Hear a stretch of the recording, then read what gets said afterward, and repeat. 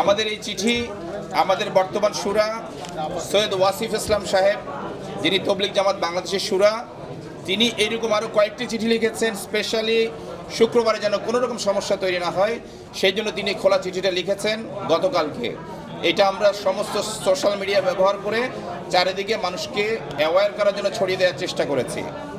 হযরত মাওলানা কারি মোহাম্মদ জুবায়ের সাহেব, আসসালামু আলাইকুম ওয়া রাহমাতুল্লাহ।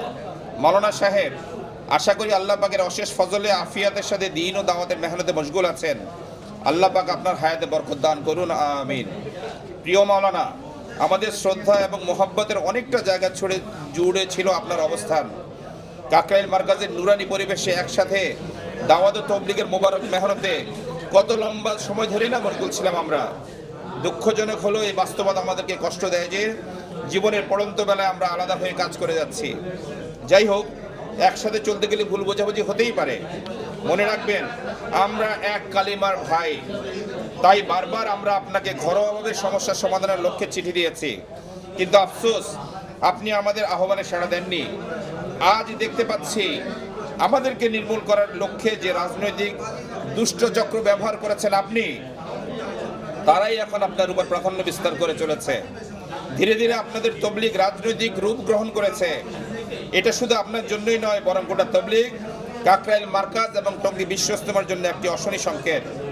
মোহতারাম মাওলানা, গত 3 নভেম্বর 2024 তারিখে আবার আমরা আমিরুল হিন্দ মাওলানা আরশাদ মাদানী ও শাইখুল ইসলাম মুফতি তকি উসমানী সাহেবের প্রস্তাবনার ভিত্তিতে সমঝোতামূলক ঐক্যের আহ্বান জানিয়ে জাতীয় গণমাধ্যমের মধ্যস্থতায় আপনাদেরকে চিঠি দিয়েছি, কিন্তু আপনারা আমাদের হতাশ করে স্বরাষ্ট্র মন্ত্রণালয়ে ইজতেমা বিষয়ক 4 নভেম্বরের বৈঠককে উপেক্ষা করে তাদের চিঠি দিয়েছেন যে, মানে সরকারকে চিঠি দিয়েছেন যে আমরা না হক দল, মানে আমরা অসঠিক দল।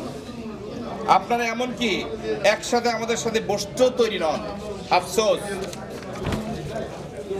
আপনাদের এমন আচরণে আমরা হতবাক হচ্ছি যে বিশ্ববরেণ্য উলামায়ে কেরামের সাম্প্রতিক সময়ে ঐক্য সমঝোতার প্রস্তাবনাকে এড়িয়ে কিভাবে আপনারা এরকম হঠকারী সিদ্ধান্ত নিতে পারেন। কাবিলে ইহতারাম কারি মাওলানা জুবায়ের সাহেব, আমরা ব্যক্তিগতভাবে আপনাকে একজন মুত্তাকি ও খোদাভীরু আলিম হিসেবেই চিন্তা করতাম, কিন্তু আপনি ইদানিংকালে দেশ ও জাতির ক্রান্তি লগ্নে কাকরাইল মসজিদ নিজে দখল করে রাখার সিদ্ধান্ত নিয়ে দেশকে কঠিন সংঘর্ষের দিকে ঠেলে দিচ্ছেন। মাদ্রাসার কোমলমতি ছাত্র উলামায়ে কেরামকে জড়ো করে আরেকটা 1 ডিসেম্বর তৈরি করতে চাচ্ছেন। আমরা স্পষ্ট করে আপনাকে বলতে চাই, 15 তারিখ আগামী শুক্রবার যদি আপনি কাকরাইল মার্কাজ দখলে রাখার চেষ্টা করেন, অন্যায়ভাবে চেষ্টা করেন, অবৈধভাবে চেষ্টা করেন, আর এতে জান ও মালের কোনো রকম ক্ষয়ক্ষতি হয়, দেশের প্রচলিত আইন অনুযায়ী সম্পূর্ণ দায়ভার অবশ্যই আপনাকেই বহন করতে হবে। আমরা আপনাকে পরিষ্কার ভাষায় জানিয়ে দিচ্ছি, বিশ্ব মার্কাজ নিজামুদ্দিনের অনুসারীদেরকে সংখ্যালঘু বা দুর্বল ভাবা, এটা হবে আপনার জীবনের সবচেয়ে বড় ভুল। পরিশেষে বলছি, আসুন জীবনের পড়ন্ত বেলায় ইলিয়াস রহমতুল্লাহ আলাইহির শেষদের চোখের পানি এবং আহাজারির বদৌলতে নবুয়তের যে মহান মেহনত এবং আমানত আমরা পেয়েছি, সেটিকে আর বিতর্কিত না করি। বিশ্ববরেণ্য উলামায়ে কেরামের মতামত গ্রহণ করে একসাথে আগের মতো দাওয়াতের মেহনত করি, অথবা যদি একসাথে আমরা করতে না পারি, এই জন্য পরে সেন্টেন্স লেখা, যদি না পারি আপন আপন জায়গায় যার যার মতো করে দাওয়াতের মেহনত করি এবং একে অপরের দিনের মেহনতে ও ইজতিমায় বাধা দেওয়া থেকে বিরত থাকি। প্রিয় মাওলানা, আপনি ফিরে আসুন, আপনার জন্য আমাদের দুয়ার উন্মুক্ত। আমরা নিশ্চিতভাবে আপনাকে নিশ্চয়তা দিচ্ছি, আমরা নিজামুদ্দিনের হযরতগণের মাশওয়ারা অনুযায়ী আগের মতোই সম্মান এবং মর্যাদায় আপনাকে অধিষ্ঠিত রাখব। আরজগুজার সৈয়দ ওয়াসিফ ইসলাম, আহলে শুরা তবলিগ জামাত বাংলাদেশ, কাকরাইল মসজিদ, রমনা, ঢাকা।